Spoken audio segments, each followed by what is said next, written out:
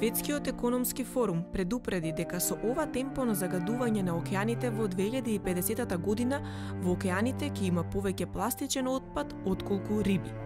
Употребата на пластика се зголеми за 20% во последните 50 години и се очекува уште двојно да биде зголемена во следните 20 години. Најмалку 8 милиони тони пластика се фрлаат годишно во океанот, што е еквивалентно на празнење на еден камион со ѓубре секоја минута, стои во истражувањето кое вклучува и анализи на Центарот за бизнис и животна средина Мекензи. Светските океани во моментов содржат 150 милиони тони пластика. При одржување на темпото на загадување, во нив ќе има по 1 тон пластика за секој 3 тони риба во 2025 година и повеќе пластика отколку фауна во 2050 година, предупредуваат авторите на студијата. На Светскиот ден на океанот 8 јуни, Каролин, Њутн и Карлос де Соуза станаа првите луѓе во светот кои започнаа маратон во веслање на даска изработена од пластични шишиња и тоа во 12 држави.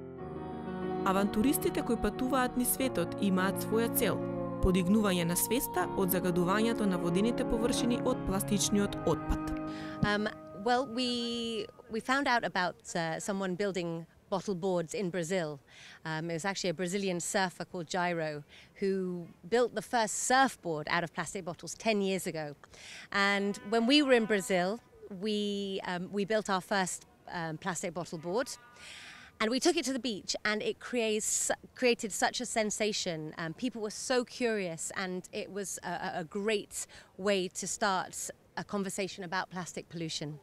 So after that, we decided we need to bring this to Europe, and let's do marathons in 12 countries to raise awareness. Каролин Њутн е наставник во основното училиште, а во 2007 година ја основа компанијата Кит, по сознанието дека китовите и останатиот морски живот умираат од загадувањето на океаните. Маратон. I've always been really passionate about trying to stop plastic going in the ocean. For 10 years, I've run the whale company, and I started that because I read an article about a whale that had eaten plastic, and 8 million tons of plastic ends up in the ocean every year. It's a really big problem, and it's a global problem. So with the plastic bottle SUP, it's a way to make a real impact and get people thinking about this problem, but in a positive and a fun way. 12 различни држави, 12 места каде да се проба да се подигне свеста од загадувањето на океаните, и тоа на забавен и рекреативен начин. За авантуристите Каролин и Карлос, почетна точка во Европа беше Франција, реката Дордоња. We decided to start in France. There was the SUP Cup marathon, and we went all the way around in the Latin countries. Now we come down to the Balkan countries, and the idea is to start to bring this board where we actually have a problem with plastic bottles and plastic in the water, and actually it's everywhere. And if you raise awareness, like showing how can you use the plastic in a positive way, as she said, in a fun way, and the new generation can see that plastic should not be in the water. We have a small lake behind us, and if you actually really have a look around, you will find plastic bottles floating here. And there's bins around, you know, that's the problem, there's bins around, so should be dumped in the bin. So that's the main idea, you know, come from the Latin country and go to the Balkans and maybe go to Asia. Well, we built the first board at an event in Paris, and we were staying down in the Dordogne with some friends of mine. And every year there is the Dordogne Integral, which is 130 kilometers. So we had seen kayakers and paddlers paddle that route about 10 days before we did our marathon. And we chose the 8th of June because it was World Oceans Day.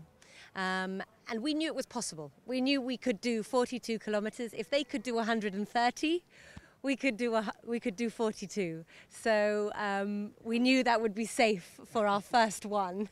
And it was our quickest marathon so far, still. 42 километри на даска од пластични шишиња, предизвик кој многумина би го посакале.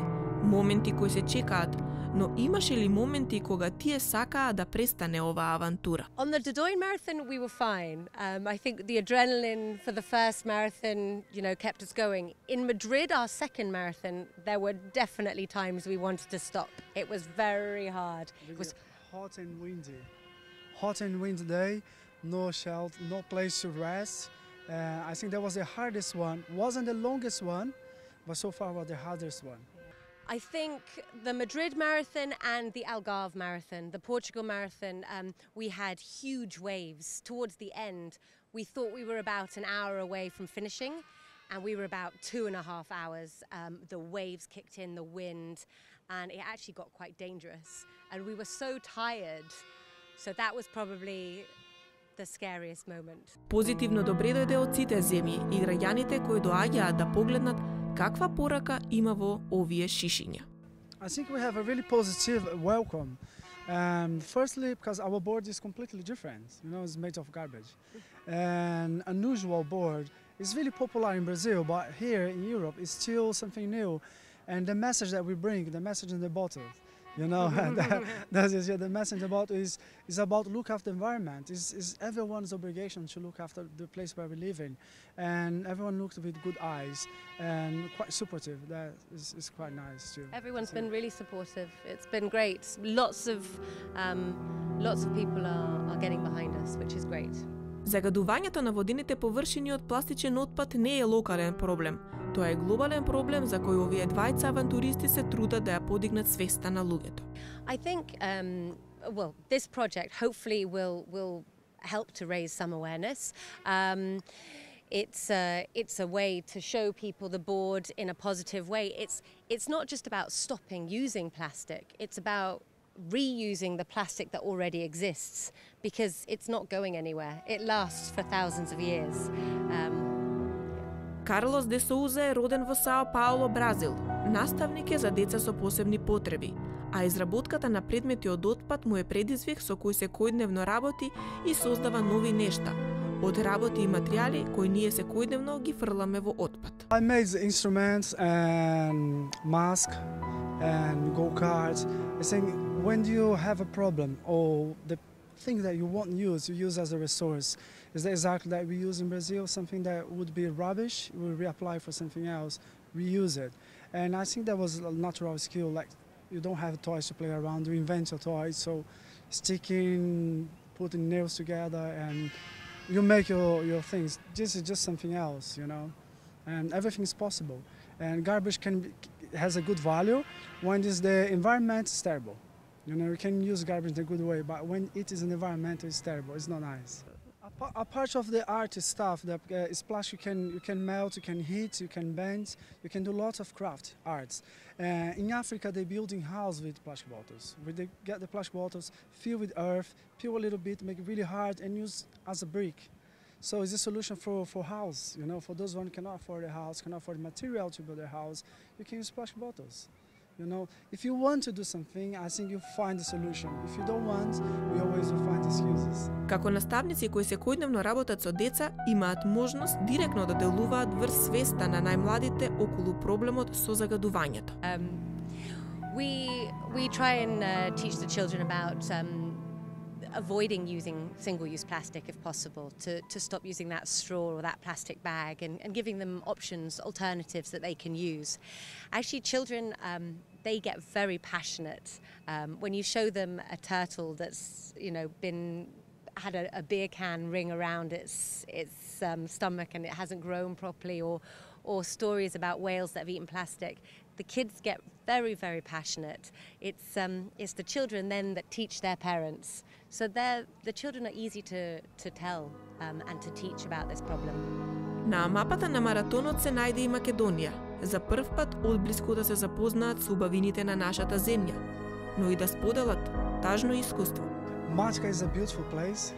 First time you just got astonished with the beauty of the energy, the stillness of the canyon. It's amazing. It's really chill place. The water is really cold. We paddle in the Matka, but when you start looking around, there's plastic everywhere, all the way to the path, And then the following day, we went for a walk in the Matka, and we realize there's no beings around. So it's quite easy for them, for those one who comes around, have their soft drink or the water, refreshments, and they look around, they don't see a being, they just dump it. Instead to carry and dump in the right place. We know it's quite easy to blame someone, but we don't want to see, that's not the point. The point is where the being should be, there's none. You know, and if you have like signs, like good signs, say being every 30 meters or 300 meters, you carry your plastic and you dump in the right place.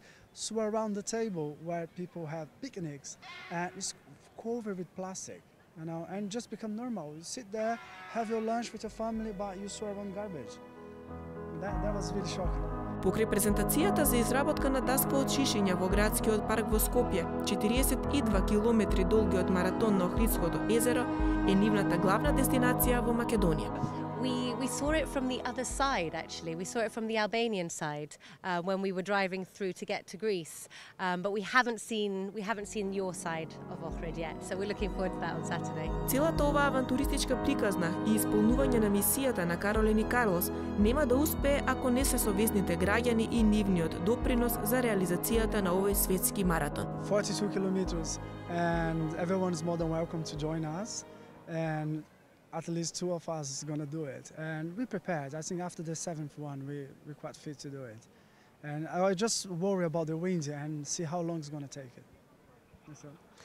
Yeah, I think we're both looking forward to it. Actually, the marathon is a chance. Time. Yeah, it's the best part of our whole trip. We really enjoy it because you're on the water and you're connecting with the nature, and it's lovely.